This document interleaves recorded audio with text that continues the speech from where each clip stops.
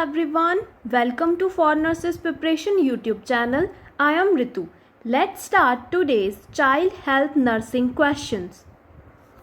Question number 1 is, which of the following is the posture of newborn infant at the time of birth? निम्न में से जन्म के समय नवजात शिशु का पोस्चर कैसा होता है? Options are A flexed, B hyperflexed, C extended or D hyperextended. And your answer will be option number A, that is flexed. At the time of newborn, जन्म के समय में न्यूबॉर्न का पोस्चर फ्लेक्स्ड होता है. इसमें विभिन्न प्रकार के फ्लैक्सिस जैसे मोरोस फ्लैक्सिस, रूटिंग रिफ्लैक्सिस, टोनिक नेक रिफ्लैक्सिस और क्रॉस्ड एक्सटेंशन रिफ्लैक्सिस आदि पाए जाते हैं. लेकिन जन्म के समय नवजात के हेड का कंट्रोल नहीं होता है और मुट्ठियाँ भिजी हुई होती हैं तथा आंखें डॉल्स आइज के समान होती है. Next question is, a nurse is taking care of a child who is suffering from hypospadias congenital disorder. According to the nurse, which of the following is the most appropriate nursing diagnosis? एक बच्चा जिसके हाइपोस्पाडियस का congenital disorder है, nurse देखभाल कर रही है.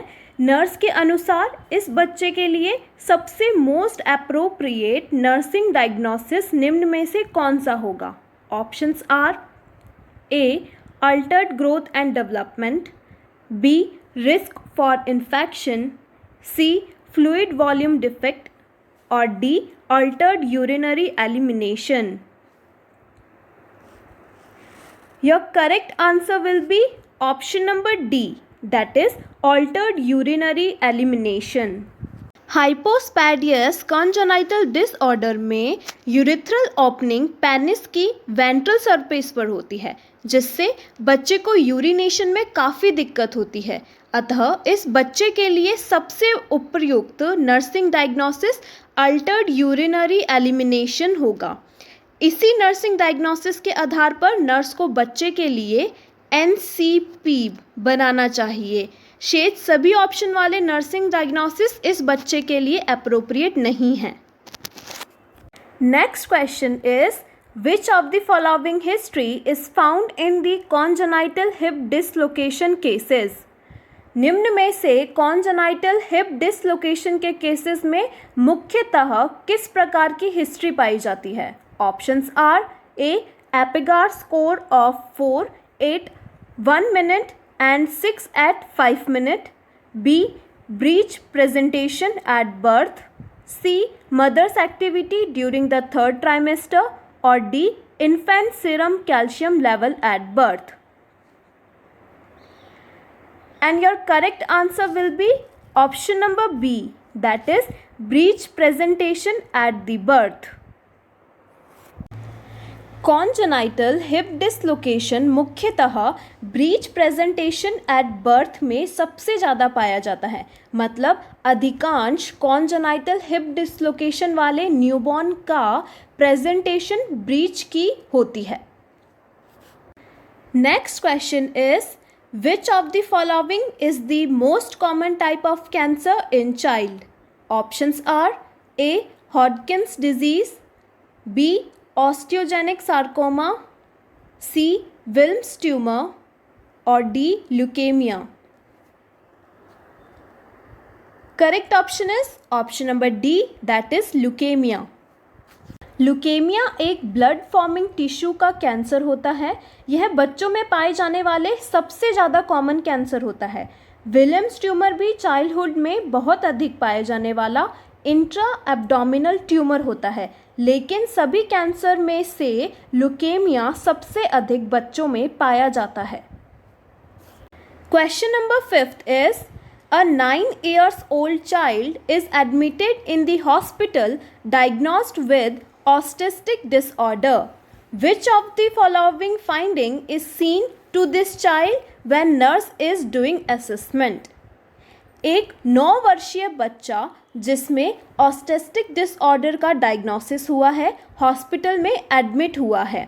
एक नर्स बच्चे का असेसमेंट कर रही है, वह हिस्ट्री ले रही है। नर्स के अनुसार इस बच्चे में निम्न में से सबसे ज़्यादा कौन सी फाइंडिंग मिलने की संभावना होती है? Options are A normal verbal communication, B normal play activity, C lack of fear और D lack of social interaction. Correct option is option number D, that is lack of social interaction. Autistic disorder से ग्रस्त बच्चों में social interaction में कमी पाई जाती है। इसके अलावा ऐसे बच्चे नॉर्मल वर्बल कम्युनिकेशन एवं नॉन वर्बल कम्युनिकेशन से भी असफल रहते हैं और ऐसे बच्चे में आसपास की गतिविधियों पर ध्यान की कमी यानी अटेंशन डिफेक्ट भी पाया जाता है तथा ये बच्चे जल्द ही भयभीत हो जाते हैं। Next question is dose for BCG vaccine is. निम्न में से BCG वैक्सीन की खुराक की मात्रा कितनी होती है? Options are A 0.3 ml, B 0.5 ml, C 0.1 ml और D 0.2 ml। Correct option is option number C, that is 0.1 ml। BCG vaccine, BCG का फुल फॉर्म होता है बैसिले कामेटी ग्यूरिन। यह वैक्सीन टीबी के बचाव हेतु बच्चे को जन्म के बाद यथाशीघ्र लगा देनी चाहिए। इसके लिए ट्यूबरक्यूलिन नामक सिरिंज काम में ली जाती है। इसका पूरा वॉल्यूम होता है 1 मिलीमीटर जो कि 10 भागों में बांटी जाती है। BCG टीके के लिए 0.1 ml मात्रा आईडी रूट के द्वारा बाईं भुजा के ऊपर भाग में इंजेक्ट कर दी जाती है।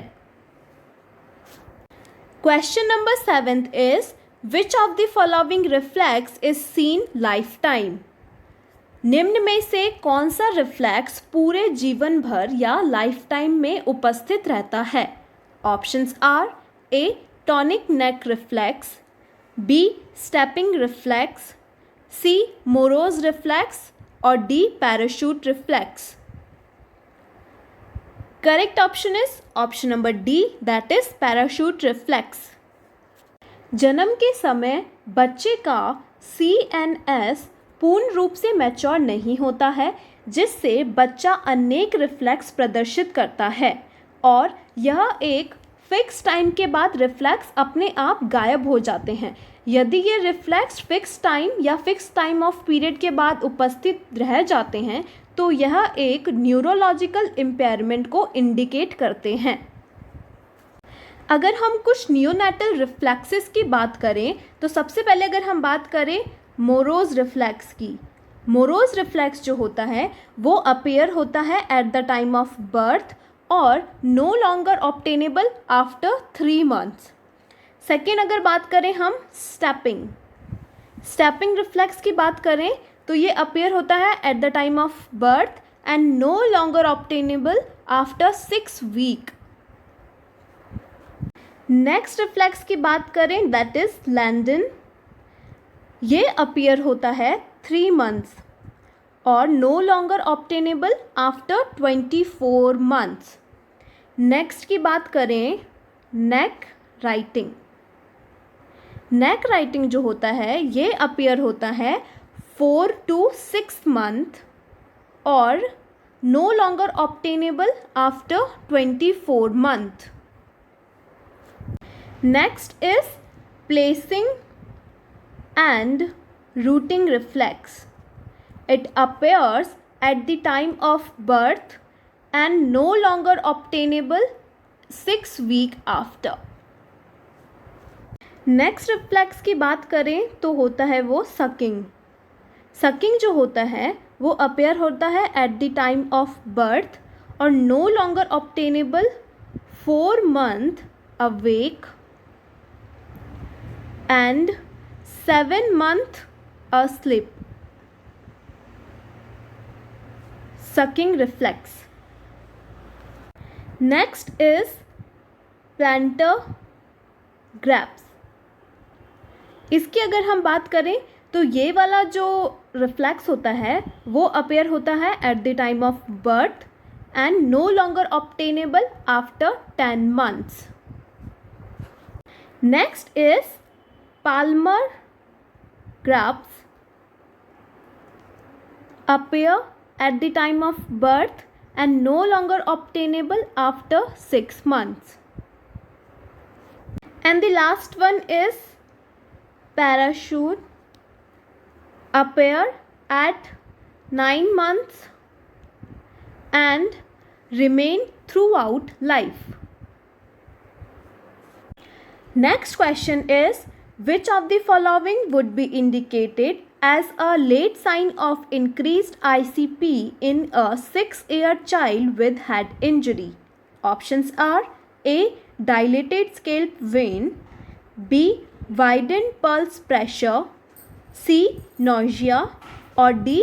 bugging fontanelle. Correct option is option number B, that is widened pulse pressure. ICP की फुल फॉर्म होती है इंट्राक्रैनियल प्रेशर। क्योंकि इंक्रीज्ड ICP के लेट साइन मुख्यतः decreased level of consciousness, increase systolic BP, widen pulse pressure, bradycardia, fixed and dilated pupil आदि होते हैं। Next question nurse is, a child recently done with cardiac surgery. At the time of discharge, a nurse is giving home care instruction to the mother of that child. Through which of the following statement is clearly seen that more instructions should be given to her? एक बच्चे की cardiac surgery हुई है, उसकी माँ को बच्चे के डिस्चार्ज के दौरान एक नर्स होम केयर इंस्ट्रक्शन दे रही है। निम्न में से कौन से स्टेटमेंट के द्वारा यह पता चलता है कि माँ को और इंस्ट्रक्शन देने की आवश्यकता है? Options are A, large crowd of people need to be avoided for at least 2 weeks following surgery, B, I can apply lotion और powder to the incision if it is itchy, C, activities in which the child could fall needed to be avoided for 2 to 4 weeks, or D, a balance of rest and exercise is important. Think and answer it.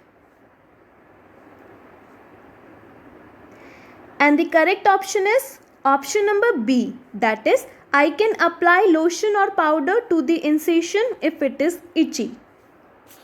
Cardiac surgery से होने वाली incision site पर इची यानी खुजलाहट होने पर lotion या powder लगाने से इन्फेक्शन होने के काफ़ी संभावना बढ़ जाती है। अतः यदि बच्चे की माँ लोशन या पाउडर लगाने का कह रही है तो बच्चे की माँ को इस संबंध में दिशा निर्देश किया जाना चाहिए ताकि फर्दर कॉम्प्लिकेशन से बचा जा सके। शेष वाले जो ऑप्शन हैं वो सारे होम केयर के एक्यूरेट ऑप्शंस हैं। Next and the last question for you is, which of the following condition is contraindicated to all the immunization? निम्नलिखित में से कौन सी अवस्था या कंडीशन में मुख्यतः सभी इम्यूनाइजेशन को कॉन्ट्राइंडिकेटेड माना जाता है? Options are A, cold, B, poor appetite, C, febrile illness, और D, cough. And the correct option is option number C, that is febrile illness.